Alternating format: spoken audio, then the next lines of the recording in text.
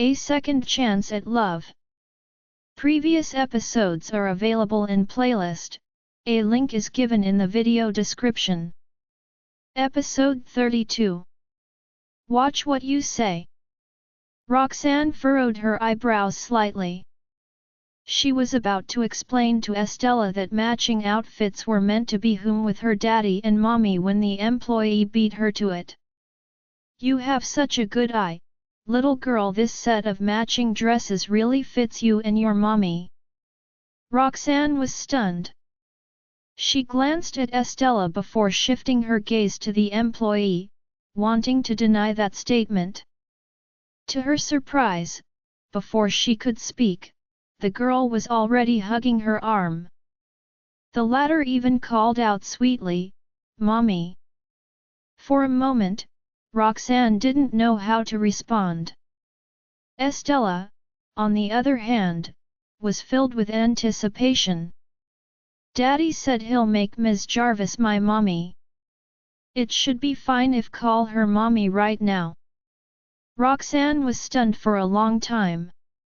When she recollected herself, she tamed to look at Lucian and wondered how he would react. Lucian loves Essie very much, so I bet her real mommy probably holds a very important spot in his heart. He'll probably correct Essie's mistake soon. Lucian furrowed his brows when his eyes met hers. After staying silent for a few seconds, he approached Estella expressionlessly and looked down at her from above. "Watch what you say, Essie." Estella didn't expect her attempt at helping her father chase after Roxanne would cause her to be reprimanded. "No. Want Ms. Jarvis to be my mommy," Estella, her eyes red, mumbled. Aggrievedly, upon hearing his stern tone, and gave him an accusing look. "You said." Seeing that he was going to be sold out by his own daughter again, Lucian said in a deeper voice, "Don't trouble Ms. Jarvis, Estella. If you like the dress, can buy it for you." The employee standing at the side didn't expect their relationship to be that complicated. "Sir, our clothes are sold in sets." Lucian glanced at Roxanne and uttered, "Then bag these two dresses." Of course, Estella knew what her father meant. He was going to buy both dresses, but she would only wear the princess dress. Realizing that, she became even more aggrieved and angry. "No. Don't want it anymore." She wanted to wear the matching dress with Roxanne. Lucian frowned as he stared at Estella, who was throwing a tantrum. At that moment, the atmosphere between the father and daughter became very tense. Roxanne's heart ached as she took in Estella's reddened eyes and the way Lucian educated the child. In order to comfort the girl, she leaned down, looked into her eyes, and asked, "You want me to wear the matching dresses with you, right, Essie?" Estella sniffled and nodded vigorously. Roxanne suppressed the strange emotion in her heart and smiled. "Okay. Let's go and try out the dresses." With that, she got up and grabbed the dresses from the employee's hands. Estella's eyes slowly lit up when she heard that. After shooting her father a furious look, she turned away and entered the fitting room while holding Roxanne's hand. After some time, they changed their clothes and came out of the fitting room. Roxanne brought Estella to a mirror. The latter smiled when she looked at the two of them in the mirror. Archie and Benny watched silently and enviously from behind. They also wanted to wear matching outfits with their parents. However, they weren't as bold as their younger sister. Knowing that Lucian was their father, they tended to act more reserved in front of him. Roxanne looked at the happy smile on Estella's face, and her concern reduced greatly. She patted the girl's head and said, "The dress really suits you, Essie. Let's take it off now so the employee can bag them." Estella shook her head without hesitation and grabbed Roxanne's hand tightly. She did not want to take off the dress that quickly when it was rare for her to wear the same clothes as Roxanne. Roxanne could guess what the girl was thinking. "Well, since we're already wearing these matching outfits, don't think there is any difference if we wear them for a little longer." She went along with Estella's idea and asked the employee to bag the clothes they were originally wearing. After following the employee to the cash register, she was about to pay for the dresses with her phone when Lucian pulled out his card and gave it to the employee. Roxanne was slightly stunned, as she thought the action seemed a little too intimate. With a frown, she said, "I can pay for it." Lucian looked at her, then at Estella and said, "You didn't need to buy any clothes, Ms. Jarvis. You're only doing so now because of Essie. So should be the one to pay for it." When the employee at the side sensed the ambiguous atmosphere between the two and saw Lucian's black card, she chimed in, "There's no need for you to be so courteous with this gentleman, miss. After all, a man should pay for a woman." Then she grabbed the card in Lucian's hand. Roxanne frowned and kept her phone. She knew the employee had misunderstood their relationship. Before they left, the employee asked carefully, "May I take a photo of you with the girl?" Roxanne refused politely, knowing what the employee was trying to do, and left with the children. If she agreed, her picture with Estella would no doubt be put up in the shop. By then, if anyone saw it or word got out, it might cause unnecessary misunderstandings. Frida watched as they exited the shop, and immediately, she noticed Roxanne and Estella had changed into new outfits. Why do their dresses look as though they were made by the same person? It wasn't until she stared at the dresses for a while that she realized they were matching outfits. That *tch. Not only did she not learn her lesson last time, but she's being more and more ridiculous. Even though she knows Lucian has a fiancé and that Essie will have a new mother in the future, she still has the gall to wear a matching outfit with her. Not only that, both of them look pretty close to each other from the back. If allow them to continue like this, won't Roxanne end up replacing Aubrey? At that thought, Frida promptly pulled out her phone and took a photo of Roxanne and Estella before sending the picture to Aubrey. After that, she continued to follow them with a scowl. The sky's turning dark. Let's see where they're going. Frida also was holding bags of clothing when he turned around and noticed Frida was already leaving the shop. He quickly went after her. "How much longer do we need to follow them? I've already made dinner arrangements." Frida pursed her lips, looking annoyed. However, when she turned to face him, her expression changed. She held his arm petulantly and asked, "Is my friend more important or is dinner more important?" Giddy with joy that his goddess had taken the initiative to show him affection, Also nodded. "Your friend, of course." Frida and Also followed Roxanne and the others for a while. Watching as they entered the concert venue, Frida was so livid that she snapped a few pictures before sending them all to Aubrey. Aubrey was already fuming when she saw the previous 2 photos that her friend had sent. When she received a few more photos of Lucian and Roxanne entering a very famous auditorium in the city with 3 children, her head buzzed as though it was about to explode. She knew there would be a concert at the auditorium that day because she had asked people to help her procure 2 tickets to that concert. The tickets were meant for her and Lucian. However, Lucian had rejected her invitation without giving her a reason.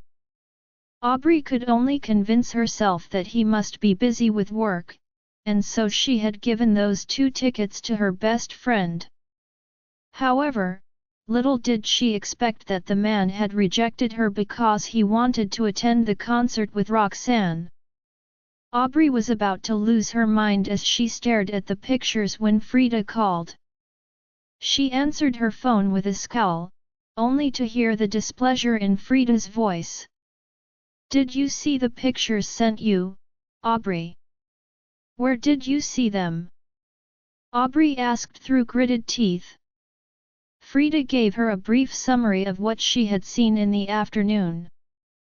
When she finished, she said angrily, "Roxanne's going way overboard. She's basically ignoring you. Mrs. Farwell has warned her before, but instead of repenting, she even got closer to Lucian and Essie." Upon learning that they even had lunch together, Aubrey flew off the handle. "I've spent much effort to convince Mrs. Farwell to warn Roxanne, yet Roxanne doesn't seem to know any better. You must be careful, Aubrey." Worried that nothing would come out of her effort, Frida added, "Roxanne is Lucian's ex-wife and Essie's biological mother. Now that Essie's so attached to Roxanne, perhaps—" She deliberately trailed off to let Aubrey realize what she was getting at, and Aubrey did get her message. Perhaps Roxanne and Essie already know their relationship with each other. And no, Lucian has been looking into the accident. If he finds out about the truth, then I'll no doubt lose him. At the thought of that possibility, Aubrey panicked and her voice quavered. Impossible. Frida was very eager for her friend to teach Roxanne a lesson, so she continued to pour fuel into the fire. I hope that's not the case too. However, seeing how intimate they are right now, it's not impossible for Lucian to fall in love with her again, especially when she's quite a crafty woman. I'm reminding you of this right now because want you to prepare in advance. After all, you're the most suited for Lucian in my mind. Who does Roxanne think she is?" Aubrey was so angry that her hands were shaking. "Thanks for the reminder. Got it." It wasn't until Frida said a few more things that she hung up the phone in satisfaction. Even though Aubrey's phone screen had turned black, she felt as though she could still see those pictures there. "Roxanne, just you wait." Reflected on the black screen was her contorted face. The concert hadn't started when Lucian and Roxanne brought the children inside. Theirs were VIP seats, and it was a spot with a small, round, exquisite table. There was only one chair on both sides of the table. Roxanne asked a server to bring 3 additional chairs for the children to sit between her and Lucian. That way, it would be easier for them to take care of the children's needs at all times. Looking at the seat arrangement, Estella glanced at her father and an idea popped into her mind. She turned around and carefully tugged Roxanne's arm. Roxanne looked at her, confused. "Can't see the stage clearly, Ms. Jarvis." Estella looked at Roxanne pitifully. Upon hearing that, Roxanne knitted her brows and glanced at everyone's seats. She had put Estella there because it would be easier to take care of her, but she had failed to notice how difficult it would be for the girl to see the stage. Without hesitation, she stood up and switched places with Estella. Estella secretly grinned when she saw her father and Roxanne getting closer. Noticing their sister's intention, Archie and Benny exchanged a glance before looking at their mother in unison. "Mommy, we want to sit with Essie." The boys tugged the hem of Roxanne's dress. Roxanne was about to agree when she abruptly realized if she did that, she would be sitting very close to Lucian. She hesitated. However, the boys were looking at her with such pitiful looks that they looked as though they were about to cry. Roxanne glanced at Estella, who was sitting next to her, and saw her staring at the boys with the same look of anticipation. Clearly, they really wanted to sit with each other. Meanwhile, Lucian seemed completely oblivious to what was going on. He was utterly focused on the stage, waiting for the performance to start. Roxanne hesitated for a long while before she eventually decided to switch places with the boys and let them sit next to Estella. "You three must keep quiet when the performance starts later, okay? And don't run around," she reminded the children worriedly. While she knew they were usually pretty obedient, she was worried that they would get too excited, forget where they were, and disturb other people. It was a real concern for her since they had switched places with her and were sitting behind her and Lucian at the moment. The children nodded seriously. Only then did Roxanne relax slightly and sit next to Lucian. The moment she sat down, Lucian, who had been focused on the stage, abruptly turned to look at her. Roxanne was caught off guard and felt guilty for some reasons. She hastily explained, the children couldn't get a better look at the stage, so, even though the children were the ones who had asked to switch places with her, she was worried he would misunderstand something since he didn't seem to know what was going on. Thankfully, after listening to her explanation, Lucian only glanced at the children behind her with a frown. Estella stuck her tongue out at him to indicate that it was all her plan. Lucian raised an eyebrow imperceptibly when he saw that. Then he averted his gaze from his daughter and looked at the woman in front of him. I suppose it was difficult for them to see clearly due to their short stature. Wasn't being considerate enough. Hearing that, Roxanne inwardly sighed with relief and gave him a small smile. The three children, sitting behind and looking at the intimate distance between the adults, exchanged glances and grinned from ear to ear. Not long after, the concert officially began. The curtains were slowly pulled open, and soothing music could be heard. The theme of the concert was Western Symphony. There were a variety of instruments on the stage. All musicians, smiling at the conductor, were dressed in suits and had their hair combed neatly. It was visually pleasing. Once the curtains were completely drawn, the conductor raised and dropped his hand, and the performance started gently. Roxanne looked at the stage intently, her attention captured by the harmonious music. Although Lucian was staring at the stage, his attention was on the woman next to him. Watching as she listened to the music attentively, Lucian creased his brows, a touch of helplessness crossing his heart. According to Jonathan, watching a concert was the best time to do something that would bring them closer to each other. However, Roxanne was so absorbed in the performance that he couldn't just interrupt her abruptly. Just as he was wondering what to do, someone tugged his suit from behind. Lucian tamed back to look at the children. "Want to drink some water, Mr. Farwell?" Benny whispered next to his ear. Lucian nodded slightly and poured the boy a cup of water with the jug on the table. Estella also requested Roxanne to do the same. As most of Roxanne's attention was still on the stage, she grabbed the jug without thinking upon hearing Estella's request.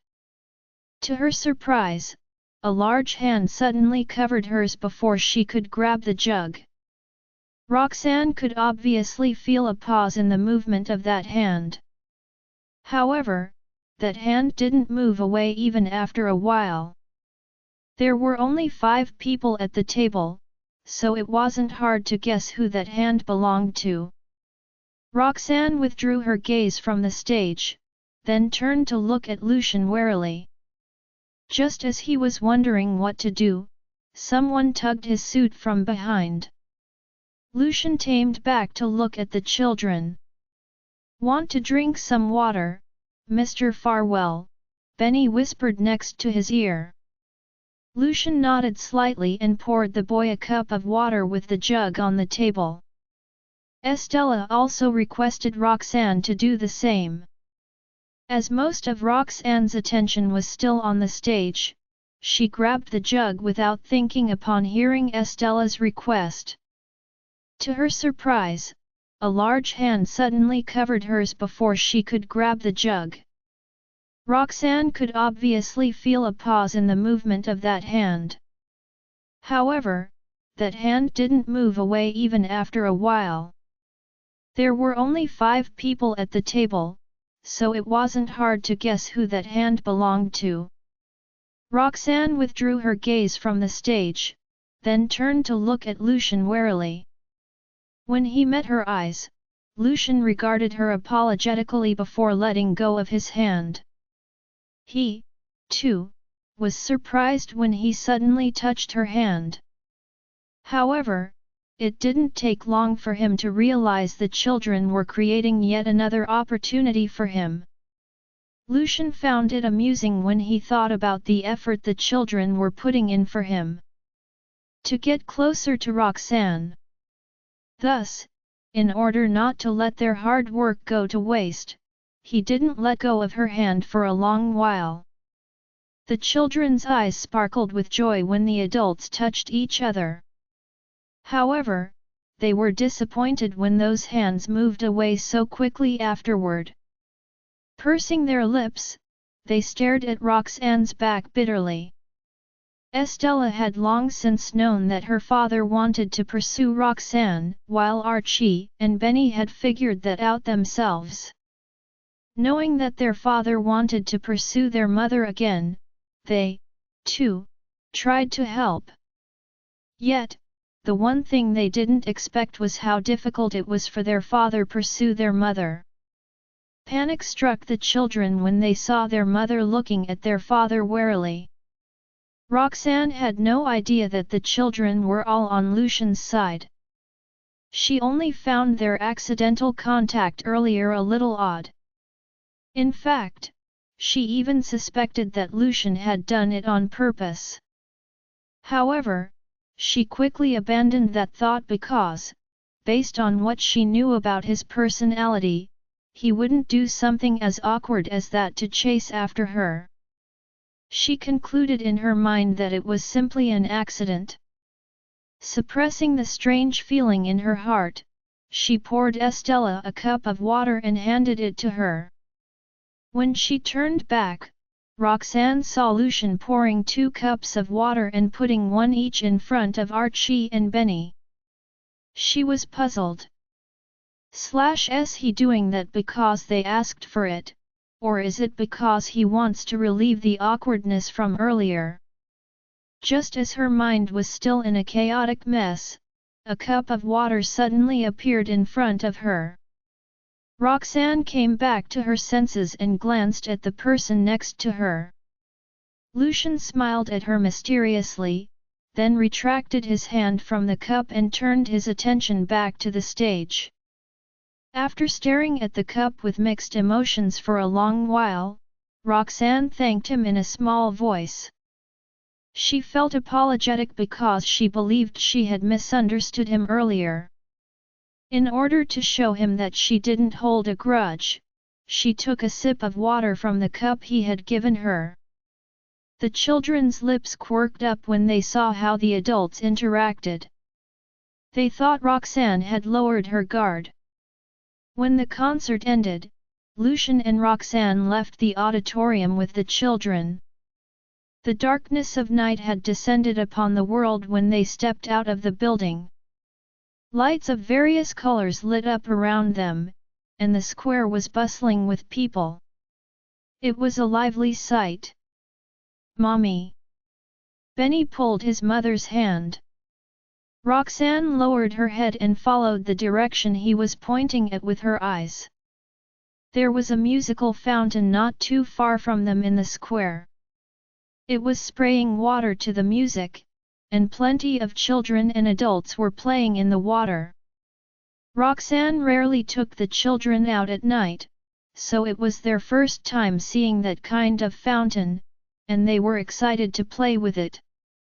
She had planned to return home right after the concert ended because she didn't want to interact with Lucian too much. But after seeing how excited the children were, she couldn't bear to just leave. "Let's play over there." Benny had already turned his body in the direction of the fountain as he looked at Roxanne. Roxanne hesitated for a few seconds before agreeing. Turning to Lucian, she said, "I'll bring the boys over there and let them play for a while. You can bring Essie back first, Mr. Farwell. I'll just call for a taxi later." She had thought Estella disliked crowded places and would obediently follow Lucian back. To her surprise, the moment she finished her sentence, the girl pulled Lucian's sleeve. "Daddy, want to play too?" Roxanne was slightly shocked to see Estella actively wanting to play at a place with many people. Lucian simply patted the girl's head and agreed. Then he met Roxanne's eyes and said, "It's rare for Essie to tell me directly where she wants to go and play, so I'm afraid can't do what you want, Ms. Jarvis." With that, he brought Estella and headed toward the fountain. Roxanne stared at their backs in a daze. Estella seemed exceptionally happy. She was hopping in her princess dress as Lucian held her hand. When they were halfway to the fountain, Estella lifted her head and said something to Lucian. Roxanne saw Lucian nodding at the girl, then the girl let go of his hand and sprinted toward her. "Let's go together, Ms. Jarvis." Before Roxanne could react, Estella grabbed her by the hand and dragged her toward the fountain. Archie and Benny urged her from behind, "Let's go, Mommy." As they spoke, they had already run past her and arrived at the fountain. Then they started playing with each other. "Hold her tighter." Roxanne returned to her senses and followed the children to the fountain. There were plenty of adults playing with their children. The entire area was filled with the children's laughter. When she saw the heartwarming scene in front of her, she couldn't help but smile. However, when she shifted her gaze to Lucian, she thought he didn't fit in with the scenery at all. The three children ran around while he stood emotionlessly at the side, allowing them to circle him as he stood still like a wooden pillar. Roxanne shook her head with amusement. Then she approached the children and played with them. With her joining the children, the space around Lucian instantly became emptier.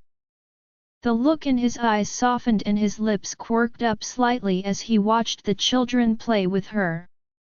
"Mommy! Ms. Jarvis!" The children suddenly stopped and turned in her direction, confused. At the sound of the children's voices, Lucian frowned slightly, only to see Roxanne standing next to a water pump. He was completely wet and smiling as she stood there.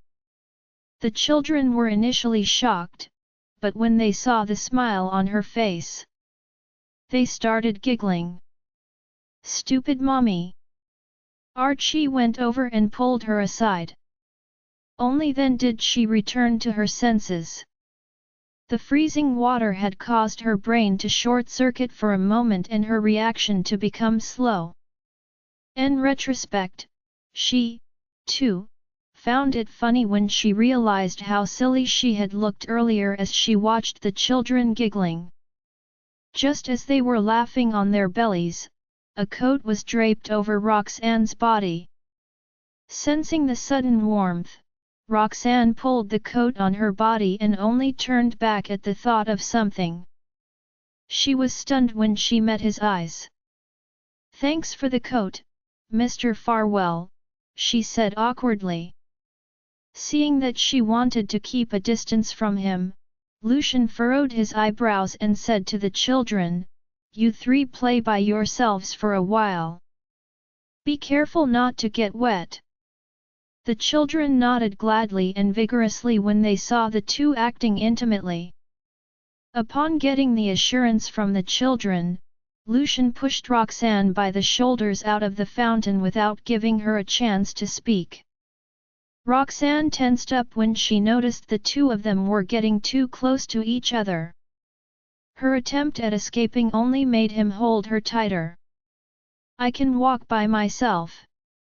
Please let me go, Mr. Farwell," Roxanne said as calmly as she could as she scanned the surrounding. As soon as she finished, she could feel Lucian glancing at her. In the next second, his deep voice rang out next to her ear. "Do you want other people to see how stupid you are, Ms. Jarvis? Even children wouldn't get drenched in water. You were drenched but you didn't know how to step away." Roxanne's ears turned red. She wanted to explain that she had a brain freeze and couldn't react in time. However, thinking that the explanation would probably make her look even more stupid, she allowed Lucian to take her out of the crowd. A troubled look. "Thank you." Finally, Lucian stopped and removed his hands from her shoulders. She promptly left his embrace and stood at the side while hugging her arms. Lucian's eyes darkened when he saw that she was so eager to leave his side. Suddenly, the atmosphere between them became somewhat awkward. Roxanne didn't expect to spend time alone with Lucian, so she couldn't help but panic a little. The only thing she could do was stare at the children in the distance to distract herself. "Did you feel like you were forced to attend the concert today?" Lucian's voice abruptly rang out in the air.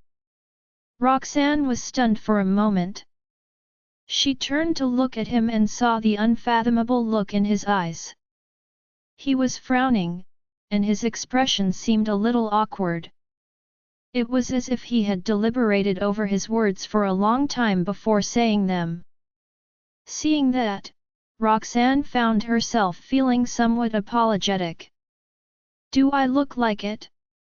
Roxanne thought about how they had been interacting with each other throughout the day and had to admit that she had been overly wary of him. Her expression softened, and with a smile, she said, "No. Seeing the children happy also makes me happy."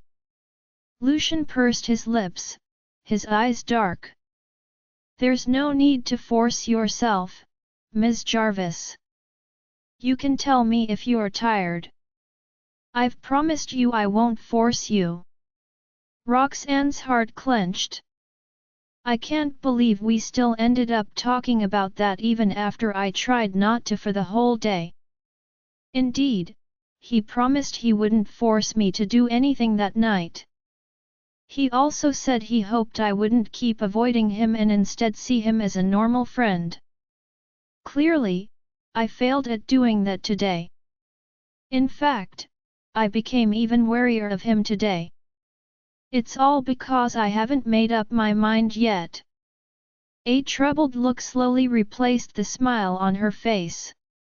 Lucian looked away and uttered in a deep voice, "Since I made a promise to you, I will keep my word and give you time to think about it." Then he stopped speaking entirely. Roxanne furrowed her eyebrows as Madeline's words from yesterday echoed in her mind. Madeline said the person who wanted to chase after her love was Lucian Archie and Benny's biological father and the person she liked very much 6 years ago. It wasn't because she hated him that she kept avoiding him. It was because she was worried about her children. Roxanne still had no idea how she felt about Lucian. If he can explain Aubrey's matter to me, then perhaps. Noticing that her train of thought was going off the rails, Roxanne pinched her palm and forced herself to snap back to reality. I shouldn't think about nonsense like that. After a long silence and seeing that Roxanne did not have anything to say to him, Lucian pursed his lips self-deprecatingly. It's getting late. The children needs to go to school tomorrow. Let's head back early. Hearing his voice made Roxanne tense up again, but she let out a sigh of relief when she heard what he said and nodded noncommittally. Both of them approached the fountain, one after another. Be careful. Roxanne's mind was still a mess, and she had walked toward a water pump absent-mindedly again. Suddenly, a big hand stretched out from her side and grabbed her arm firmly before pulling her away from the water pump. Upon returning to her senses, Roxanne raised her head and saw Lucian beside her. She felt a pang of unknown guilt in her heart as she said, "Thank you." Instead of replying, he furrowed his eyebrows and didn't let go of her wrist. She gently struggled to break free from his grip but to no avail. Instead, they attracted a lot of people's attention. Under the colorful lights, both of them looked astounding in formal attire. Lucian's coat was draped over Roxanne's white dress, and he was holding onto her wrist domineeringly. They looked like a prince and a princess who were escaping from somewhere. "Sir." Just as she was going to say something to make him let go of her hand, they heard a child's voice. They stood still and stared in the direction where the voice came from. A girl in plain clothing was hugging a huge bouquet of flowers in front of them and staring at them with an innocent expression. When the girl saw the two of them looking at her, she flashed a sweet smile. "How about you buy a bouquet of flowers for her, sir?" She raised the flowers in her arms. "My flowers are very fresh and cheap. I swear." Lucian frowned, his instinct telling him that it was a scam. However, Roxanne was already kneeling in front of the girl. With a grin, she patted the child's head and asked softly, "Are you here selling flowers by yourself, little girl?" The child shook her head and held the bouquet with one hand before pointing at a stall not too far away from their location. "Mommy's over there. I want Mommy to go home early." Roxanne's heart softened. Just as she stood up and wanted to pull out her wallet from her bag, he realized her bag was left in the car. At that moment, she had no money on her. The girl could tell she was interested in buying the flowers and was looking up at her with anticipation. Roxanne felt troubled. No, Lucian has money on him right now. If I ask him to, he'll definitely buy the flowers in the girl's arms. However, when she thought about that, her mind automatically reminded her of a past event that involved lots of roses. So she hesitated, fearing that Lucian would misunderstand her. No need to look. Just as she was still wondering what to do, Lucian spoke.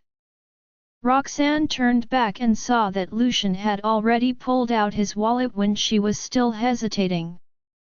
Without even asking for the price of the flower, he took out a stack of cash from his wallet and gave it to the girl. As much as she wanted to help the girl, Roxanne thought he was acting like a spendthrift. Just as she wanted to stop him, the girl's piping voice sounded. "This is too much. I only need this much." With that, the girl carefully removed 2 bills from Lucian's hand and gave the flowers to Roxanne with a sunny smile. Win over his heart.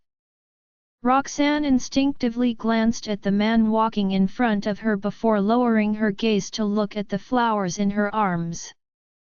She hesitated about giving the flowers back to him.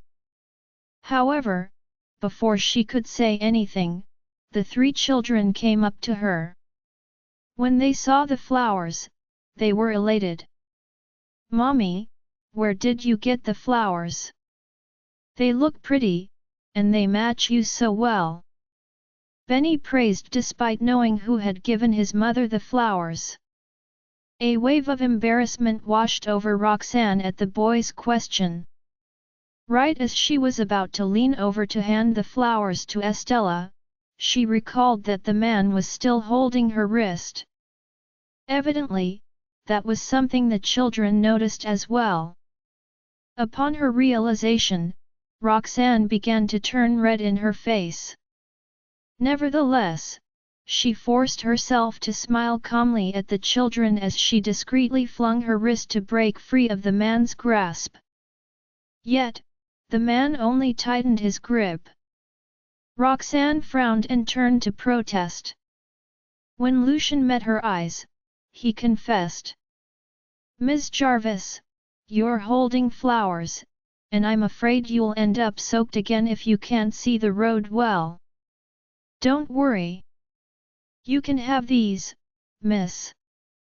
Standing on her toes, the child placed the flowers in Roxanne's embrace. Roxanne grabbed the flowers and watched as the girl ran back to her mother's stall. The girl's mother smiled at them from afar after receiving the money from her. Roxanne returned a smile. After the girl's mother looked away, Roxanne suddenly realized something. Did I just receive a bouquet of flowers from him? Once we're away from the fountain, I'll let you go." It was a subtle way of telling her that the flowers were meant for her. When Roxanne heard that and glanced at the hand around her wrist again, the blush on her face slowly spread to her ears. The children were around, so there was nothing much she could say. She could only quietly let the man do as he pleased while she reassured herself that he was only holding her wrist. Lucky for her, the children did not ask where the flowers came from again. "Are we going back now?" Archie, the sensible boy he was, asked. Roxanne inclined her head. Before she could say anything, the man said, "It's getting late, and your mommy's drenched. If the temperature lowers later, she might catch a cold." A worried look manifested on the children's faces when they heard that. "Let's hurry back then." Lucian nodded and gestured for the children to follow him as he turned and left. Roxanne was ill at ease, so she kept turning around to check on the children. Only when she saw that the children were right behind them did she let her heart lower back into her chest. Aso was still following Frida in the crowd with a bitter smile on his face. Even though he could see that her expression was darkening every passing second, he dared not voice a word of protest at all. They had not even had dinner as they stood outside the hall, waiting. It took a long while before Roxanne and the others came out. When they finally did, Aso thought that he and Frida could finally leave. However, those people began playing at the square. To him, they seemed happy. On the other hand, Frida's frown only deepened. She thought the most outrageous thing she would see was Roxanne and Estella wearing matching outfits. Yet, as it turned out, Lucian was treating Roxanne like she was his girlfriend. The two were far more intimate than Frida speculated. Roxanne had no idea that Frida had been spying on them the whole day. After entering the car, Roxanne and the children sat back in their original seats. As Roxanne sat in the front passenger seat and hugged the flowers Lucian had bought earlier, a strange feeling entered her heart. The flowers she received this time were far more ordinary than the roses Lucian used to send her every day. Yet, Roxanne was much more touched by it than previously. Meanwhile, the children were clearly tired. Not long after they entered the car and chatted, they fell silent. Lucian glanced at them through the rearview mirror and saw that the children were all slumping, asleep in their child car seats. The woman beside him seemed to be a little in a daze as well. She was leaning against the chair, staring outside. He wondered what she was thinking about. At that, Lucian slowed down, for he wanted them to sleep better. Roxanne could sense him slowing down the car, and at that moment, she felt that living her life like that was good too. The incident that happened 6 years ago was already in the past, and the 2 children she raised turned out fine. As a matter of fact, she was starting to suspect that Roxanne was going to win Lucian's heart if Aubrey did not act soon. When she thought about how she would have to be respectful toward the pretentious woman in the future because of Lucian, she fumed. Nevertheless, there was no reason for her to make a move, so all she could do was take photos of everything she saw and angrily send them to Aubrey. She refused to believe that Aubrey would be unfazed by the photos. Furthermore, the children's curiosity about their father was getting stronger and stronger. In the past, Roxanne was terrified of Lucian snatching the children away from her if he were to find out about the children's birth circumstances. However, his actions were making her become more and more at ease. Madeline's advice rang in her head repeatedly. Despite Roxanne's reluctance to admit it, she had to eventually face her wavering stance. It was a silent journey. After a period of time, the car came to a slow stop outside Roxanne's house. Lucian then turned to the woman, thinking that she was asleep. She was not, to his surprise, but she seemed so lost in her thoughts she did not even realize they had reached her home. Lucian's eyes darkened, and he could not stop himself from asking, "What are you thinking about?" Roxanne had been daydreaming since she entered the car, and Lucian was curious as to what matter she could possibly think so long about. The man's voice snapped Roxanne back to her senses, and she instinctively answered, "Nothing." Lucian could hear the hesitance in her voice, and the look in his eyes darkened even more as he gloomily stared at her. "You were thinking about it the entire way back here." Only at his reminder did Roxanne realize that the car had stopped. Lucian's gaze was intense, it felt like he was staring right into her soul. "Am I related to what you're thinking about?" he guessed as he continued to study her expression. Right as those words left his mouth, Roxanne's face paled, and a flash of panic crossed her eyes. "It looks like I've hit the nail on the head." Realizing that, Lucian softened his grimace, delight thrumming through his veins. Although he did not know what she was thinking about, at the very least, it was something about him. Her words made Lucian frown as he grimly gazed at her to study her. If he did not mishear what she said, that meant that Roxanne was starting to waver in her stance. Roxanne blinked when her eyes met Lucian's, then she averted her gaze with false calmness. A moment later, Lucian's deep voice sounded out beside her ear. "I've never liked her romantically, and I'll never marry her. That's why there's nothing for me to explain to you." At that, shock flashed past Roxanne's eyes. If this were to happen 6 years ago, she would never expect to hear this from Lucian. He never liked Aubrey romantically? How can that be? She could still remember how Lucian had announced that he would only marry Aubrey and no one else 6 years ago. In fact, he did not even mind resorting to emotional abuse to make her leave. If he's saying this now, then what about what happened 6 years ago? It meant that his efforts of the past few days had not been for naught. Lucian showed none of those thoughts on his face and went on. Ms. Jarvis, have you realized whether or not I'm serious about courting you? At that, Roxanne subconsciously turned to look at the children, fearing that they would overhear their conversation and come to another misunderstanding. Don't worry. They're sound asleep, Lucian reassured when he sensed her panic. Undeniably, the children showed no signs of waking. Roxanne let out a sigh of relief before looking at the man.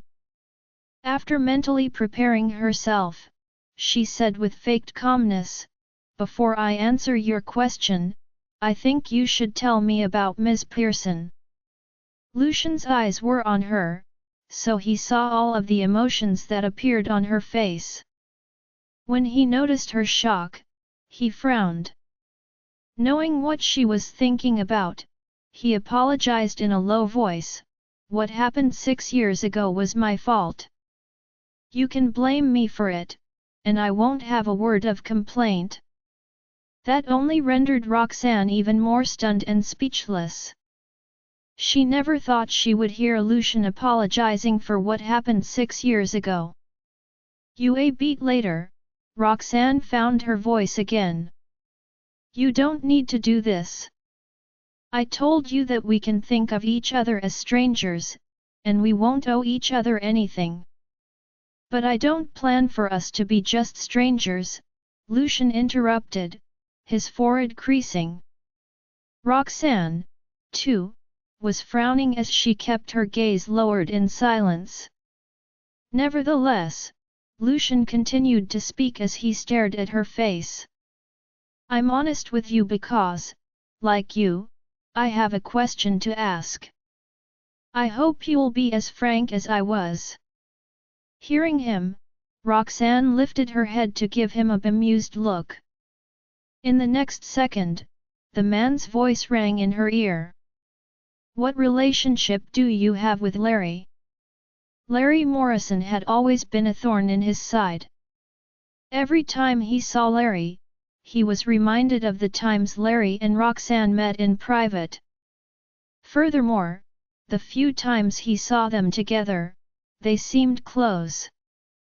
Larry even knew about Lucian's relationship with Roxanne. "How close are they for Roxanne to tell him about our relationship?"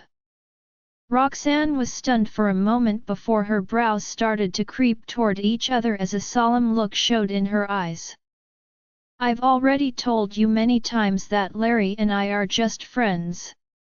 He lent me a helping hand many times during the most difficult time in my life. Mr. Farwell, please don't ask questions like these anymore. Your questions are only troubling Larry and me." "Mr. Damaris and I," Roxanne began to explain, but noises suddenly came from behind them. It sounded like the children had woken up. Thus, Roxanne cut herself off and turned around to look at them. Benny, who had woken up at one point, was rubbing his eyes groggily. After a while, the boy slowly lowered his hand and squinted at his mother. "Mommy," Roxanne gave a quick glance at the man beside her as she tamped down the rising feelings in her heart. Once she recomposed herself, she flashed the boy a smile. "Are we home?"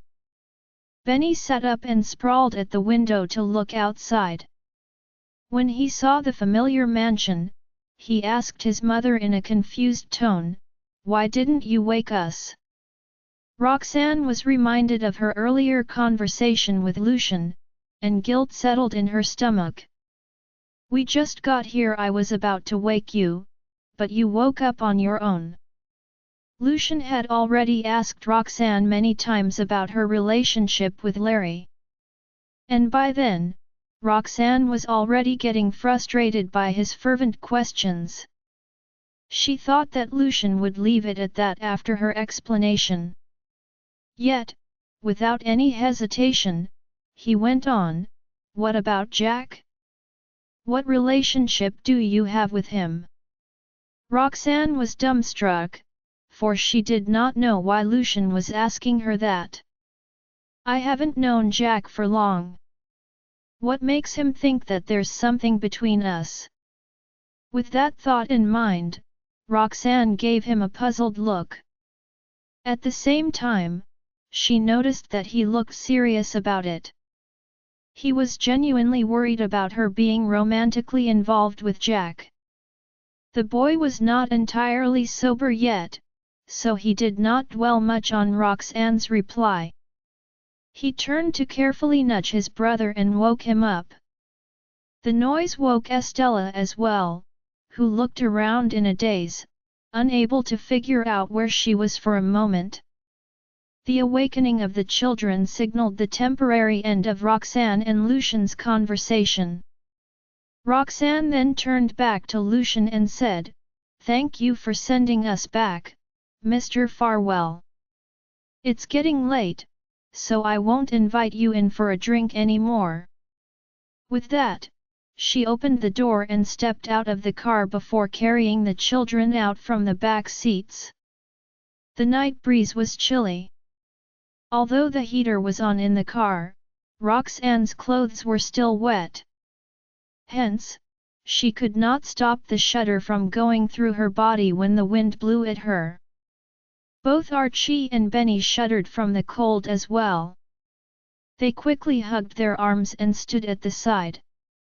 When Estella saw the boys getting carried away by Roxanne, she stretched her arms out at the woman. "I want to go with Ms. Jarvis too." The girl was still sleepy, and she sensed nothing of the strange tension in the car. All she did was express the thoughts that flashed past her mind. The moment Roxanne, who was about to close the car door, heard her, she froze in her tracks. A stumped look crept upon her face. "Be good, Essie, and go back with Daddy. I have some work to do later, so I won't be able to take care of you." The collaboration with the Damaris family was already on the right track, and Roxanne had to put all of her focus on the project. Her schedule for that night was to read up a little more about ancient medicine.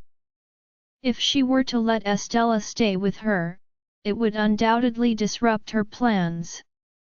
It was a hard choice. Despite the ache in Roxanne's heart, she rejected the girl. After all, they had more chances to spend time with each other, but Roxanne only had one chance to work with the Damaris family.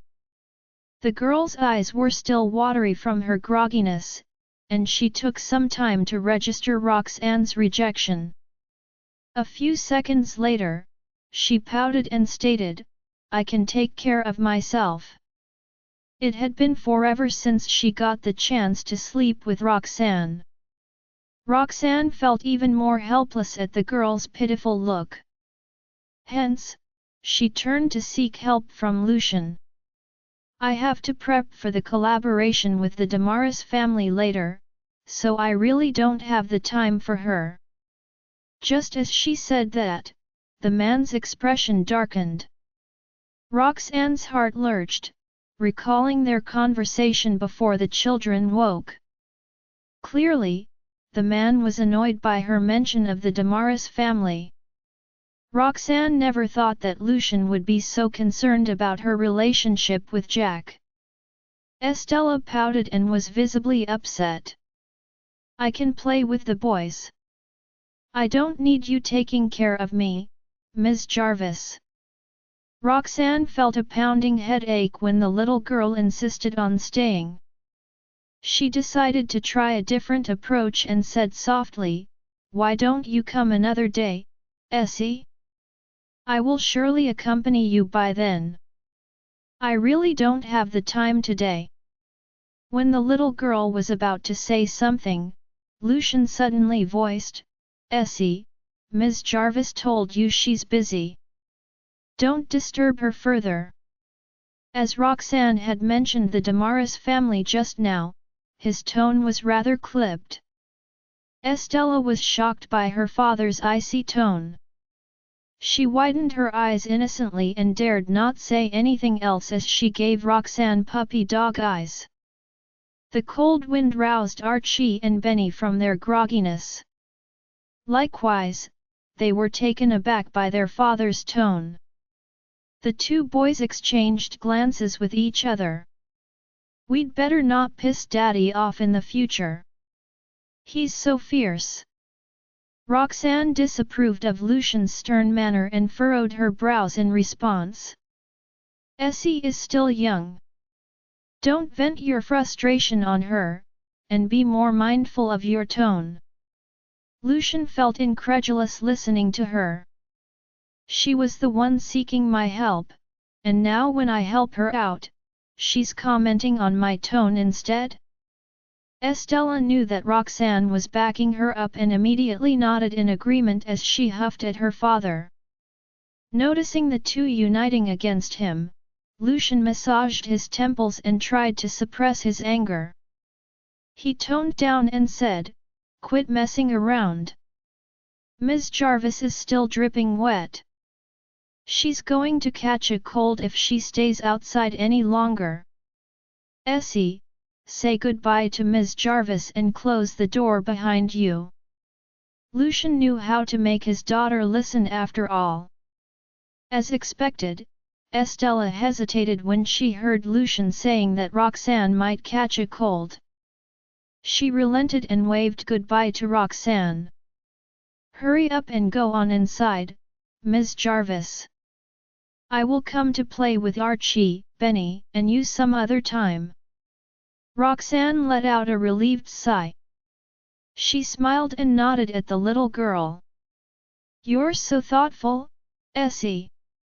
Archie and Benny immediately huddled together near the car window when they heard that Essie was leaving and said, "We're going to take you skateboarding next week."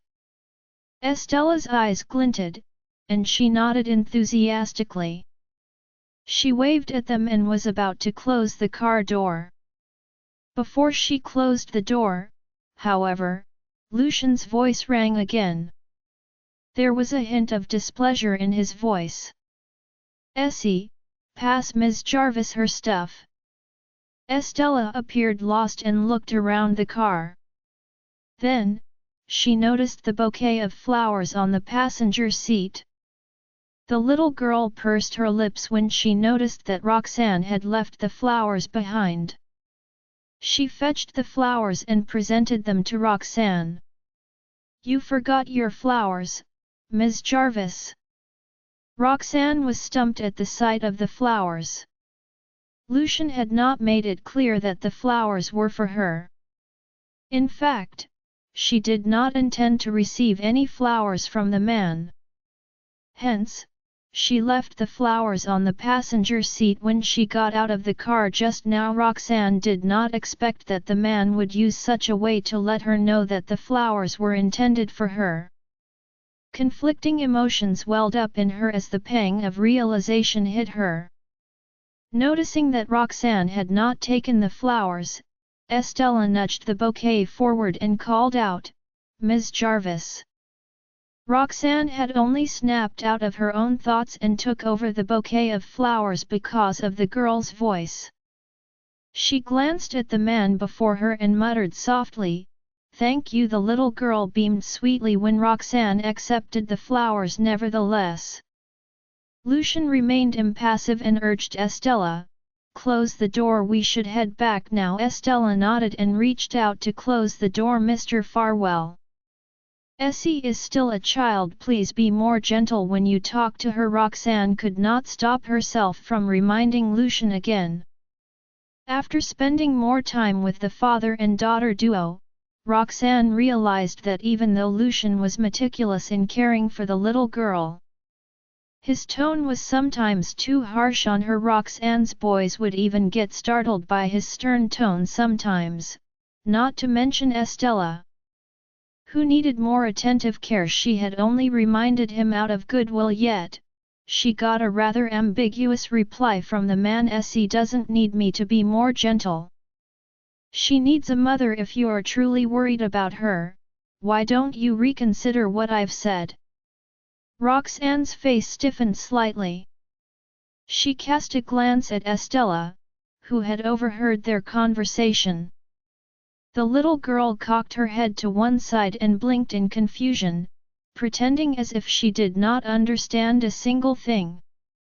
Roxanne breathed a sigh of relief. Nonetheless, she still did not know how to reply to him. Essie, close the door. Lucian did not expect her to reply and asked the little girl to close the door. Roxanne took a step backward with Archie and Benny. After the door was closed, Lucian slowly drove away. Roxanne stood grounded even when the car was already out of sight as she kept replaying Lucian's words in her head. He said he wouldn't force me against my will, yet he said something like that right in front of Estella. Roxanne reckoned that he was still mad about her and Jack's relationship. Well, I did run right into the line of fire. That gave her a headache. Mommy, let's go in. Archie and Benny recalled Lucian's words and were afraid that their mother might catch a cold. Roxanne snapped out of her thoughts and nodded at her kids before bringing them into the mansion. The boys urged her to take a hot shower after they got back home. In the meantime, on the way back to the Farwell residence, Estella sat in her child car seat and pursed her lips into a thin hard line as she stared at the back of Lucian's head. Lucian could feel Estella's burning gaze on the back of his head. He furrowed his brows and asked, "What's wrong? Weren't you all right just now?" Noticing that her father was finally talking to her, Estella said in a huff, "Why were you so stern toward Ms. Jarvis? She's going to run away if you keep doing that." Lucian frowned in response. He could not help but notice how much Estella resembled Roxanne in her mannerism. At the Pearson residence, a sulking Aubrey locked herself in her room. She was so pissed off about the photos Frida had sent her in the afternoon that she had no appetite for dinner. She did not expect to receive more photos from Frida when she was about to sleep. In the photos, the man, whom Aubrey could not get to meet no matter what she did, was doing all sorts of service for Roxanne, putting his jacket on her, buying her flowers, and holding her wrist. The two looked just like a couple in love. Rage burned in Aubrey as she looked at the photos. They were practically disregarding her position as Lucian's fiancée. If word got out, not only would she be utterly humiliated, but her dream to become Mrs. Farwell would also be shattered. A vicious look crept over Aubrey's face when she thought of that. Why did she even come back? She shot up from her bed and flung the things on the table to the ground. Downstairs. G.R.A. was just worrying about her daughter. Earlier, when she noticed that Aubrey did not come downstairs for dinner, she had knocked on the latter's door but gotten no response. Now, upon hearing the sis coming from the second floor, she hurried upstairs to check on Aubrey. "Aubrey, what's wrong? What's making you so upset?" Gina tapped on the door frantically. This time, Aubrey opened the door immediately. After all, Roxanne had also reminded him to be more gentle toward Estella. This mother and daughter duo really does have each other's backs, hey? No. I just want her to reconsider my offer. I've only said it like that so that she'll take it seriously, Lucian explained. He was feeling rather exasperated with himself.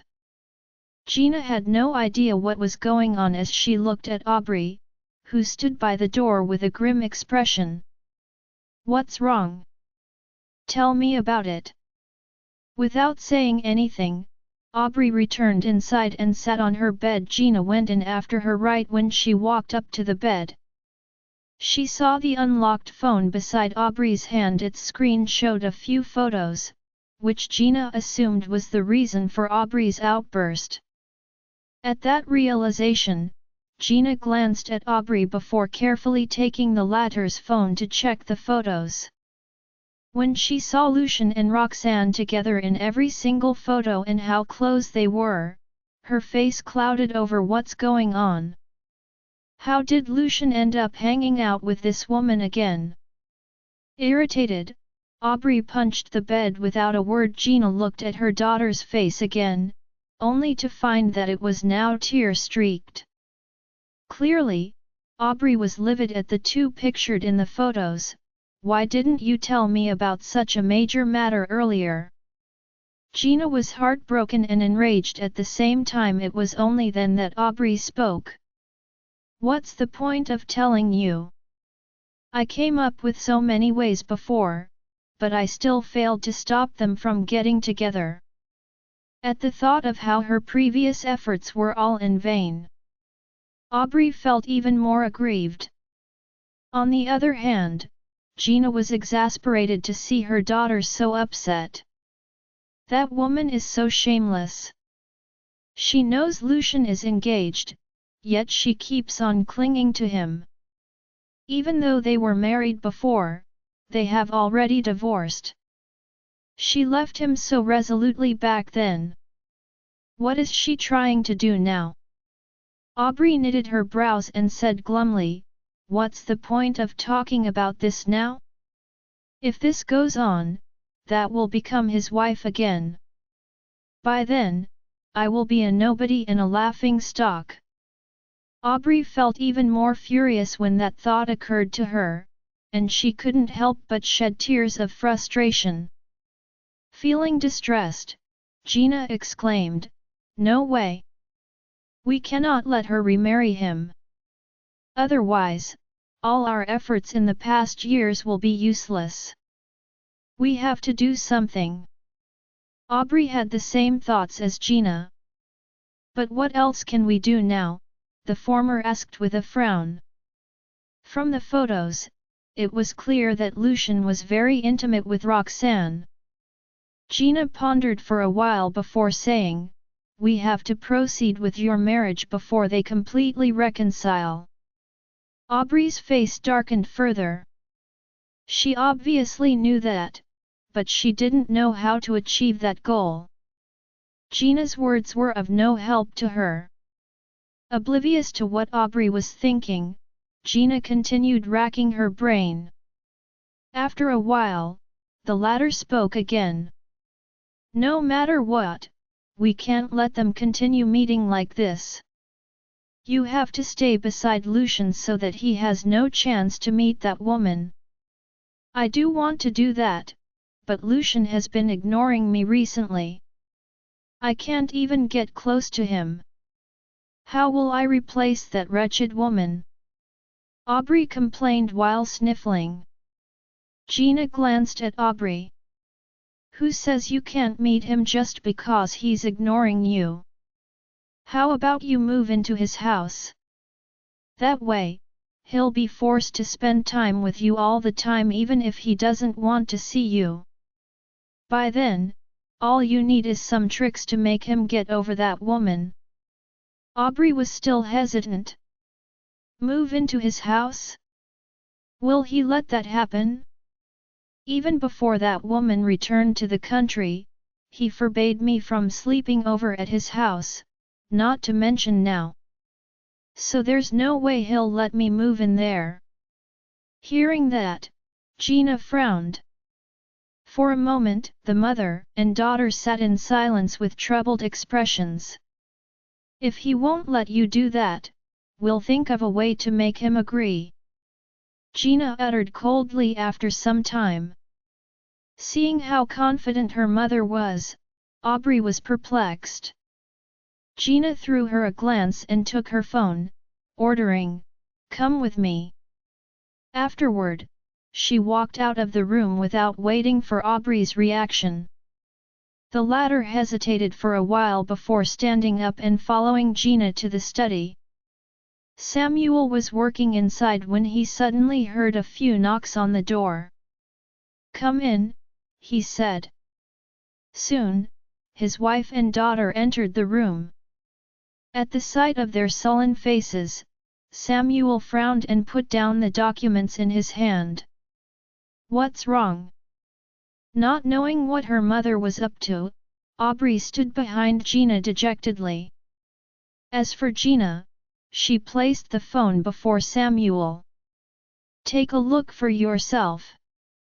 Samuel threw her a dubious look. Then, he lowered his head and checked the phone. Just like Gina, he put on a grim face when he saw the photos. Why is this woman still with Lucian? He looked up at Aubrey, feeling sorry for what she was going through. Aubrey remained silent with red-rimmed eyes. If we want her gone from his side, we have to come together and put on an act. As long as we get Aubrey to move into Lucian's house, it will be over for Roxanne, Gina claimed seriously. Aubrey and Samuel were both puzzled at her words. Put on an act? How? A cold glint flashed across Gina's eyes as she waved the two of them over. With that, they huddled together and listened to Gina's plan. That same night, Sonia was preparing to go to bed when Gina called her. Right after she picked up the call, she heard Gina sniffling from the other end of the line and Samuel's shouts in the background. "Gina, what's wrong? Did you argue with Samuel?" Sonia asked out of concern. Gina looked at the father-daughter duo, who was acting at the side. Then, she took a deep breath and choked out, "Samuel is angry at Aubrey. I think you should hurry and come over. Aubrey won't listen to any of us right now, but maybe you can get through to her." Sonia frowned and listened carefully. Indeed, she could hear Aubrey's sobs in the background. Because of the car accident before, Sonia was very considerate toward Aubrey. Upon hearing the latter crying, she felt her heart clench. "Calm down and talk to me properly. What happened? What made them so worked up?" "It's all because of..." Gina stopped her sentence midway as if she was reluctant to speak. She then sighed loudly and continued. "You should just come over." Anxious, Sonia questioned, "Why are you keeping things from me? Aubrey will become my daughter-in-law sooner or later. You can tell me everything." Gina paused for a few seconds before saying bitterly, "It's because of her engagement with Lucian. Samuel thinks that Aubrey should just cancel the engagement and let Lucian go since he doesn't seem to like her, but Aubrey won't listen. She even claimed that she'd marry no one else but Lucian. That's how they started arguing." Gina's story sounded so convincing that it made Sonia feel apologetic. In the end, Lucian was at fault here. Not only did he make Aubrey wait for so many years, but he also left her hanging and disregarded her feelings for him. After finding out that Aubrey even had a disagreement with Samuel because of this matter, Sonia was more determined to give her fair treatment. "Aubrey is right. I also object to cancelling the engagement. She has waited for Lucian for so many years. Of course, He has to take responsibility for her. Gina, calm them down first. I'll ask Lucian to go there if all else fails. Aubrey can stay in our house for a couple of days so she and her father can cool off. Right after Sonia said that, she heard the muffled sound of something falling to the ground on the other end. Her heart instantly sank, and she couldn't help but worry for Aubrey. It seemed like Gina was also surprised. It was only after a moment of silence that she answered, I'll try. After hanging up the phone, Sonia called Lucian immediately. At the Farwell residence, Lucian had just tucked Estella in and walked out of her room when his phone rang. Upon seeing the caller ID and recalling how Sonia had recently been so insistent about him marrying Aubrey, he rubbed his temples. He only answered the phone after a few more rings.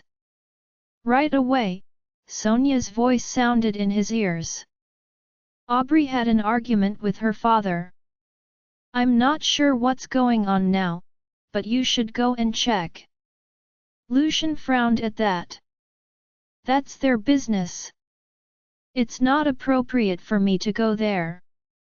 Aubrey went against her father because of you. Do you expect me to go there instead at this time of night? Besides, it sounded like he was being violent. I won't be able to stop him if I go there. You should go there, at least for the sake of Aubrey's safety. She has just recovered, so she can't afford to get hurt again. Sonia chided.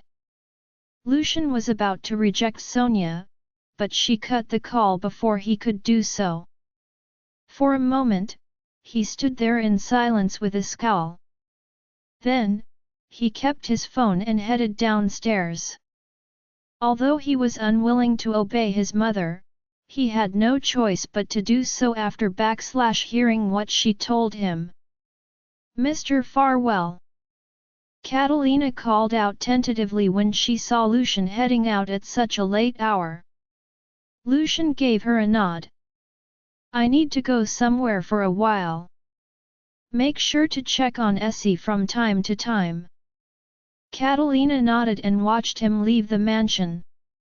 Half an hour later, Lucian appeared before the Pearson residence and pressed on the doorbell.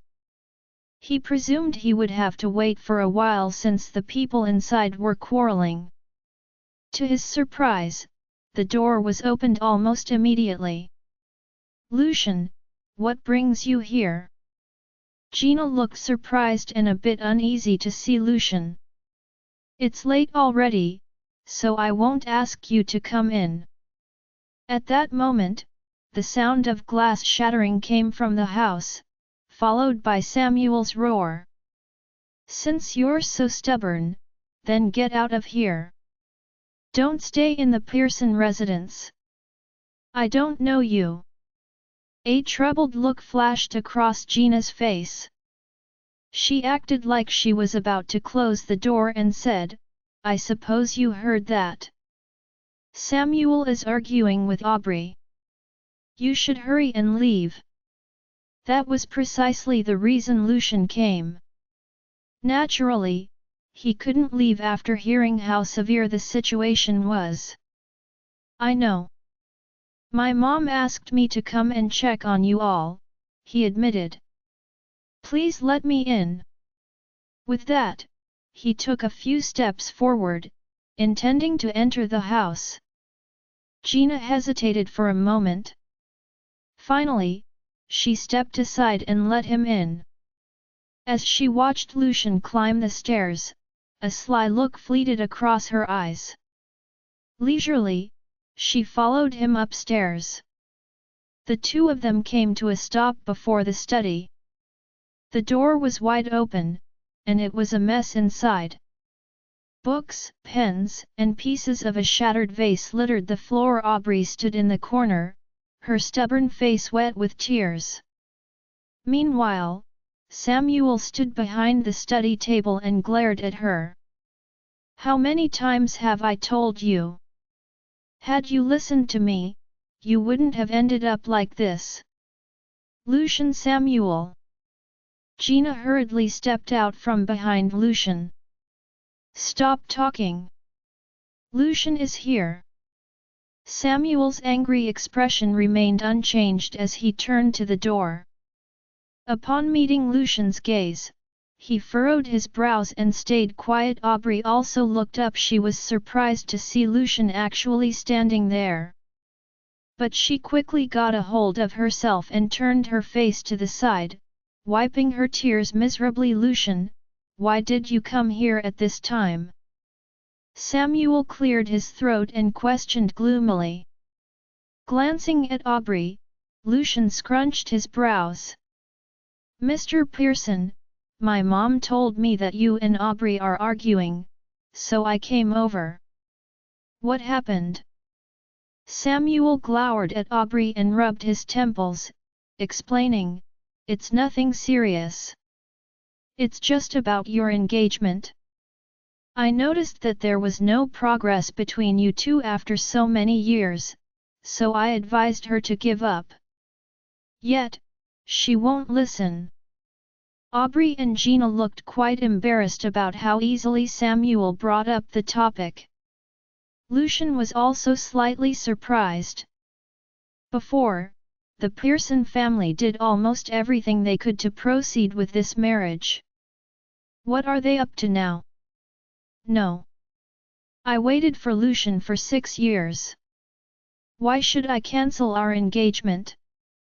Aubrey protested with teary eyes, making sure to look at Lucian pitifully after speaking. Lucian frowned again when he met her eyes. If this were a typical day, he would surely make things clear with the Pearson family.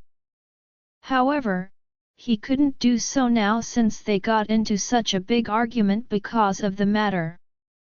Meanwhile, Samuel's anger barely dissipated when he heard Aubrey's words. He slammed the table furiously and yelled, "If you don't cancel it, get out of this house. Don't come back until you come back to your senses. Get out."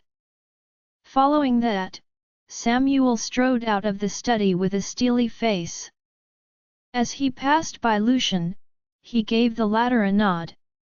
With knitted brows, Lucian watched Samuel leave. In the study, Aubrey continued to sob. Gina looked at her husband and then at her daughter. Feeling lost about who she should persuade first, she turned to Lucian in the end. Lucian, I don't think Samuel will calm down anytime soon. Could you bring Aubrey to your place for a couple of days? As if worried that Lucian would not agree, she added carefully, I know you also have something to say about the engagement. After Samuel calms down, we'll have a talk. Don't worry. Aubrey will not make trouble. Aubrey remained silent, still sniffling. Never in Lucian's dreams did he expect to find himself in such a situation. Upon hearing Gina mention the engagement, he contemplated for a while and finally agreed. I got it. Afterward, he looked at Aubrey. Come with me. Aubrey and Gina were elated to see him give in so soon, but they forced themselves to remain calm. Not only that, Aubrey pretended to be hesitant as she stayed in her spot for some time. In the end, she slowly walked over to Lucian. Stay with Lucian for a few days for now. I'll talk to your dad. When he calms down, I'll go and fetch you. Gina appeared to be very concerned about her daughter. Her eyes even reddened while she spoke. In response, Aubrey nodded tearfully. After giving Gina a nod, Lucian led Aubrey out of the Pearson residence. Gina walked them out and watched the two leave in Lucian's car. When the car disappeared from Gina's sight, the bitter look on her face was replaced with a smug smile. Samuel came downstairs just then, his countenance void of anger. "Have they left?" he asked, cautiously peeking outside. On the other end, Lucian and Aubrey left the Pearson residence together. As Aubrey sat in the passenger seat, she did not stop putting on an elaborate show of sobbing and wiping her tears away in hopes of getting Lucian's attention. While Lucian did notice the weeping woman next to him, he had no intention of saying anything. After all, he already knew the reason why Aubrey fought with Samuel. If he were to say anything more, he was worried about making Aubrey cry harder. It wasn't long before Aubrey noticed that all her weeping and sobbing had no effect on Lucian, who did not even have any kind words to offer to her. She gradually calmed down and stopped sobbing, turning away to look out the window in disappointment. Upon noticing the scenery outside, Aubrey's expression changed abruptly. Her voice still thick from crying, she turned around and asked, "Lucian, it's already so late. Aren't we going back home?" Gina nodded gleefully. Their plan was to have Samuel kick Aubrey out of the house during their fake argument. They would ask Sonia for help and prompt the latter to send Lucian over. With Aubrey being thrown out of the house, Lucian, no matter how unwilling he was, would have to take her in. She was no stranger, after all. To their surprise, the plan went smoothly. Now, it was all up to Aubrey. They could only hope that she would grab this chance to earn a spot in Lucian's heart and officially move into his house. That way, she would truly become his wife. As Samuel and Gina pictured the day their plan would succeed, anticipation was written all over their faces. Lucian merely sat there impassively as he replied, "I've booked you a room for 2 nights." He was implying that he had no intention of bringing her back to the Farwell residence at all. Having heard this, Aubrey suddenly felt as though a bucket of cold water had been dumped over her. Determined to stand up for herself, she queried, "Will I be staying there alone?" Lucian merely raised a brow and grunted in response. According to Gina, Aubrey only needed to stay away for a brief period of time. Him arranging a hotel stay for her was effectively a nod to the Pearson family's kindness to him in days past. At his affirmation, Aubrey's expression froze. She was unable to say anything for a while. When she left the Pearson residence earlier, she and her parents had thought that things were going according to plan. Alas, she had made an error. While Lucian had agreed to take her away, he never promised to bring her to the Farwell residence. She did not expect him to have booked a hotel room for her, though. What on earth is this? Am I somehow unable to book a hotel room for myself if I wanted? The very thought made anger burn deep in Aubrey's heart, but she could not let it show. All she could do was suppress her temper to the best of her ability and seethe in silence. Very soon, Lucian's car pulled into the driveway of a 5-star hotel. Lucian opened the door first and stepped out. To his surprise, however, Aubrey remained seated in the car. He could not tell what she was thinking. "We've arrived," came Lucian's deep voice. This shook Aubrey out of her reverie. After forcing a grateful smile at him, she turned around and exited the vehicle. The moment Aubrey's back was to him, her expression became gloomy. One after the other, they entered the hotel. Lucian had booked her a 3-day stay in the presidential suite. After confirming their arrival, he gave her the key card and spun around to leave. Unexpectedly, Aubrey started to sniffle again. Arching a brow, Lucian impatiently turned around to look at the woman behind him before asking, "Is there anything else?" Aubrey looked up at him timidly and hesitated to speak. A while later, she mumbled, "I don't really like sleeping in hotels. It's also really late, and I'm scared of being alone." With pleading eyes, she continued, "Can you escort me upstairs?" Hearing this, Lucian gave her the once-over warily but could not discern anything out of the ordinary. He also reckoned that since she had just fought with Samuel, it was not unusual for her to be in low spirits. As such, he said, "Let's go." Seeing that he agreed, Aubrey flashed him a smile with some difficulty. Timidly, she put her head down again and tailed after him from behind. Out of his sight, a sly look flashed past Aubrey's eyes. The two then walked in single file toward the elevator. Throughout the ride up, Aubrey did not utter a single syllable. Lucian had been busy the whole day. Given how tired he was frowning and starting to let his mind go blank. As the elevator approached the top floor, the doors slowly opened. Lucian immediately returned to his senses. Upon stepping out of the elevator, the sight of the dimly lit corridor made him frown a little. Aubrey quietly followed him from behind. When they arrived at the doorway, Lucian inserted the keycard and opened the door for her. He stopped and looked at her indifferently, waiting for her to enter the room herself. Aubrey paused, turning to look at the person beside her. She was silently asking why he was not going inside. "You'll have to make do with this for the next few days. I'll try to talk things through with Mr. Pearson. Maybe I can make him calm down and see reason," said Lucian coldly. He had deliberately turned a blind eye to her questioning expression. Having heard this, Aubrey became visibly crestfallen. "Lucian, have you really not figured out why I argued with my dad? Is that all you have to say to me?"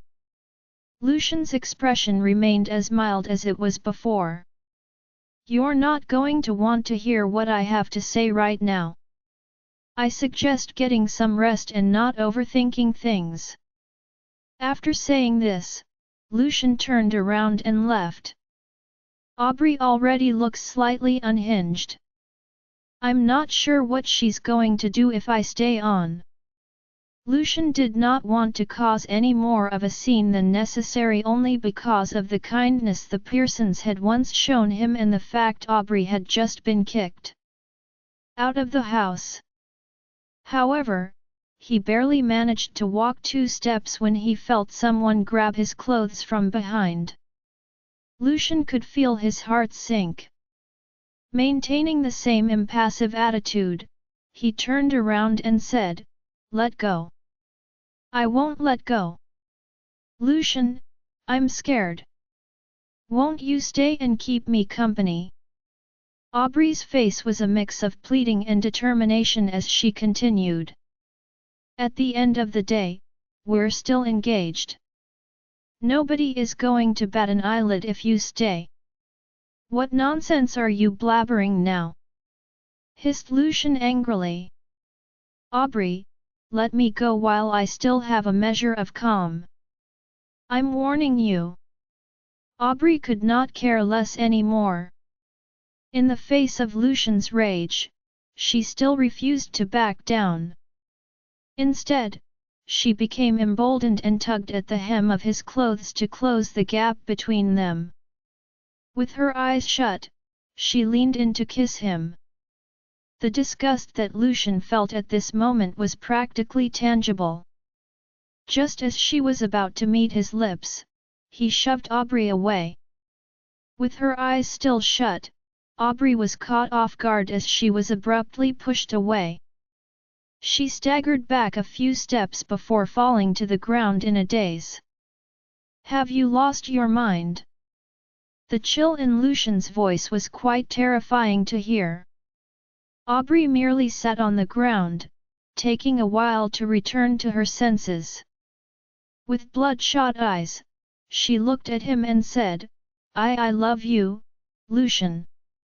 I was kicked out of the house because of you, but you brought me to a hotel? Have you ever considered my feelings? Unmoved, Lucian glanced at her. You'd better not have any thoughts you shouldn't have. Did you think we'd still have a future after what you did to Essie? You should know better. Her voice was shaky when she replied, I've already apologized about Estella. Lucian cut her short impatiently. I'll pretend that this never happened today. However, I do hope that nothing like this ever happens again in the future. Without giving Aubrey the chance to respond, Lucian left swiftly. Lucian's indifferent and cold attitude had tears filling Aubrey's eyes as the desperation in her heart soared to new heights. She had thought that Lucian was going to take her back to the Farwell residence and that they could become even more intimate. However, Lucian had brought her to a hotel instead and said very plainly what he thought. They no longer had a future together. Thinking of this, Aubrey found it hard to breathe. Aubrey watched as the elevator slowly descended to the ground floor. The moment it came to a stop, Aubrey dusted herself off and went back to her room. She was not aware of how long she had been sitting in a daze when her phone suddenly rang, breaking her out of reverie. Aubrey immediately returned to her senses as she glanced at the caller ID. It was her mother calling, and it did not take long for her to figure out what the call was for.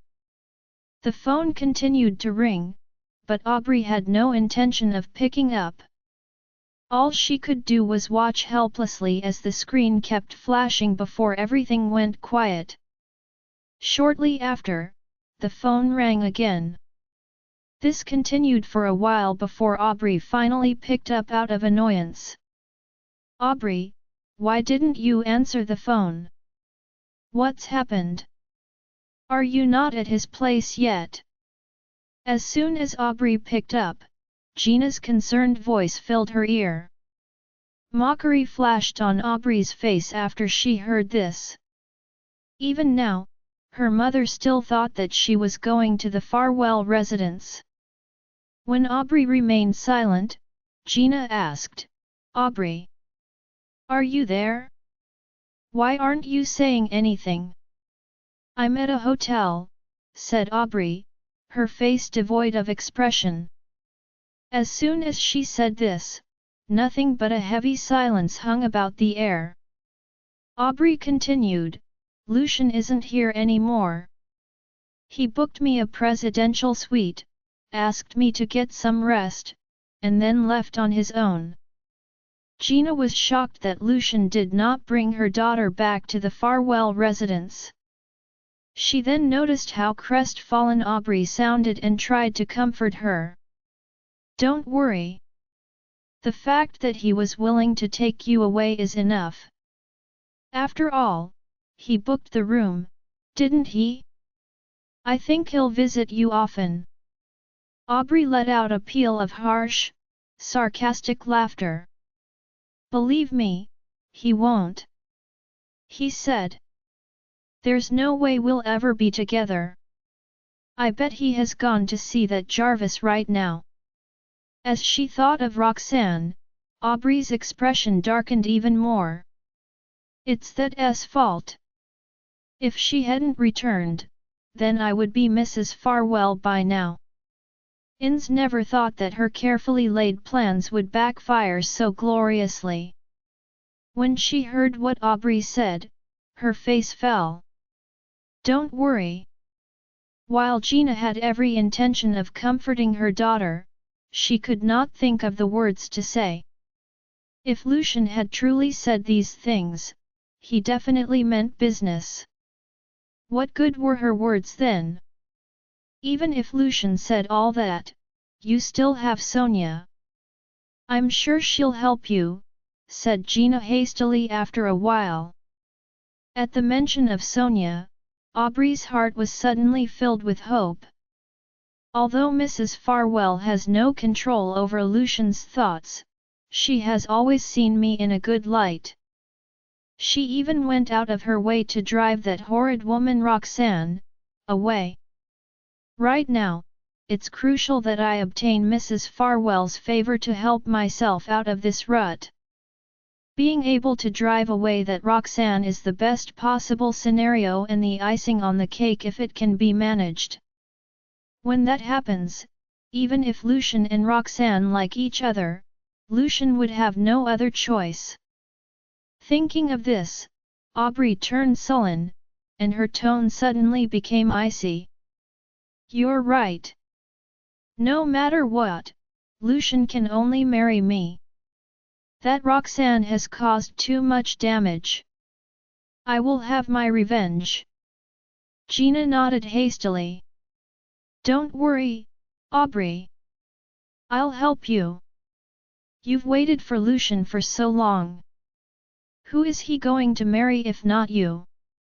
The pair spoke about this issue at length. Seeing that it was truly getting late, Gina persuaded Aubrey to get some rest. After hanging up, Gina was filled with guilt and regret. If I'd known sooner that he was going to put her in a hotel, I wouldn't have put her up to this in the first place. Meanwhile, Roxanne did not have the slightest clue about what Aubrey and her mother were planning. The whole day had been spent playing with the children and dealing with Lucian. Hence, Roxanne fell asleep the moment she lay down. However, she was awakened by the phone ringing the next day. In a daze, Roxanne opened her eyes and picked up the phone without looking at who the caller was. Ms. Jarvis, are you awake? I've got something that needs your attention. She barely had time to take a breather when Jack's voice broke the silence. Upon realizing that it was Jack, Roxanne suddenly became alert.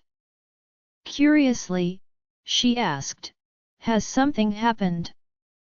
Roxanne rarely had personal dealings with Jack, so she knew that he was likely calling her for a business or medical issue.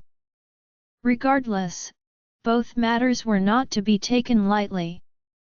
On that note, Jack broke the silence first. Do you remember Jamie? That kid from the medical consultation the last time? Roxanne's expression immediately turned grave. I do. What happened? During the consultation, Daniel had spooked the child, resulting in heart palpitations that caused him to lose consciousness.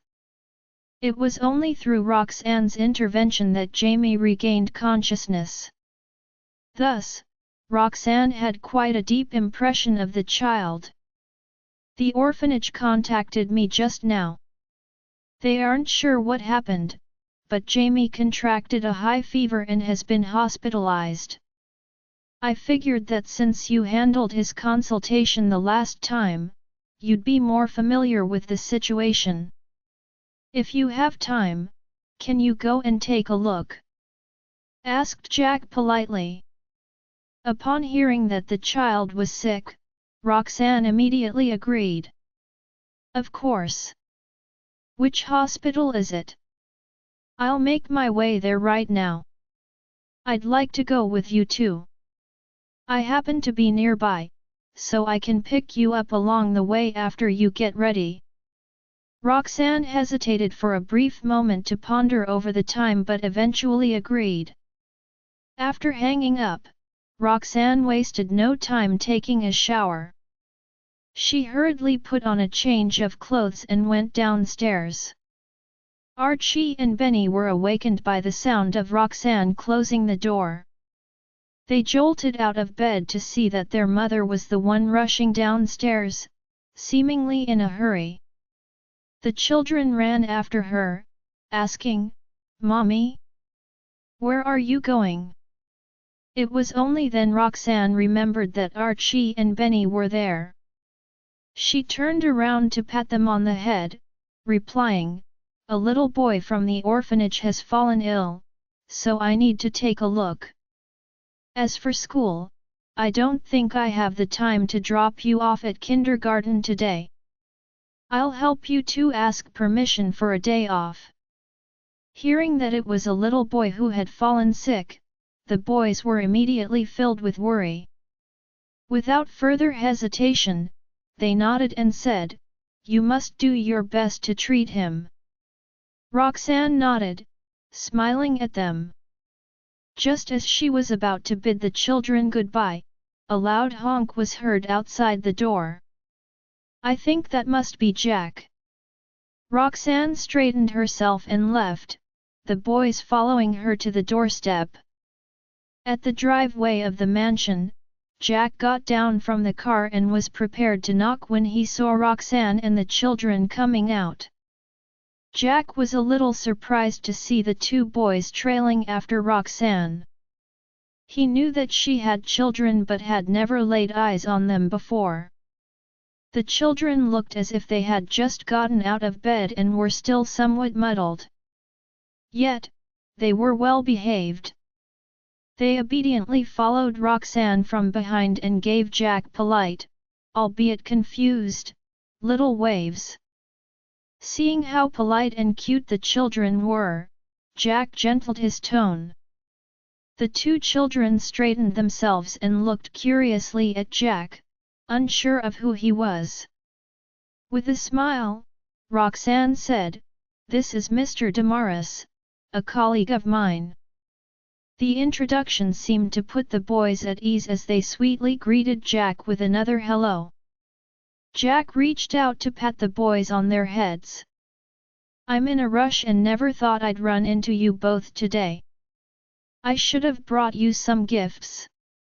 There's always next time, I suppose. I'll get you both something nice." The children nodded obediently and chimed, "Thank you, Mr. Damaris." Jack smiled at the boys before looking at Roxanne, signaling that they had to leave. Roxanne acquiesced and turned to the boys again. "I'll be off now. Why don't you both go back inside?" Having said that, Roxanne and Jack got into the car. Archie and Benny waited until Jack's car completely disappeared from their line of sight before shuffling back into the mansion. "Archie, I think that Mr. Damaris looks quite handsome," said Benny while rubbing his eyes. He had suddenly become more alert. Hearing his brother say so, Archie raised a brow as he recalled the man from earlier. "He is handsome and has a style similar to Daddy's, but he's also more gentle than Daddy. Moreover, if I understood Mommy correctly, he's the man from the Damaris family who she was yearning for. He must be quite capable." Benny then murmured, "Is that man pursuing Mommy too? If that's the case, it'll be even harder for Daddy to pursue her." Roxanne already held a grudge against Lucian. If there was another competitor for her heart, Benny and Archie could only worry for their father. Archie could not help but ask, "If that's true, then it only proves that Mommy is a good person. That's why so many people like her." "But what about Daddy?" asked Benny, furrowing his brows out of concern. "I prefer Daddy. Should we remind him?" Although Lucian was taking his time to win Roxanne over, she still did not trust him. The children could see that their father was putting in a lot of effort, and coupled with the existence of Estella, the boys were definitely biased toward Lucian. Archie and Benny looked at each other, their expressions conflicted. Did they need to warn their father? What if they did not and Jack stole their mother away? But how were they going to do it, if this was the plan? This conundrum proved to be too much for the two gifted children. For the first time, Archie and Benny finally got a taste of why people experienced a headache when trying to solve problems. A sullen-looking Archie then remarked, "If Daddy wants to pursue Mommy, then he will definitely notice that someone else wants to steal her away. This is a grown-up problem. If we talk to Daddy about it, he might feel embarrassed. I think it's best that we say nothing." Benny nodded solemnly. "That's right. Daddy's great, and he'll definitely win Mommy over. For all we know, he might have figured this out much sooner than we did." Archie and Benny could not tell if they were guessing or actually trying to convince themselves with all this chatter. In the end, they both arrived at the conclusion that no matter how many people tried to pursue their mother, the person to emerge victorious would definitely be Lucian. Although they both used to have prejudices against Lucian, they became convinced of his sincerity toward Roxanne after bonding with him for some time. With sincerity, looks, and capability all in one package, they refused to believe that Roxanne would not choose Lucian. Archie and Benny were fairly independent boys, having gotten used to Roxanne's long work hours.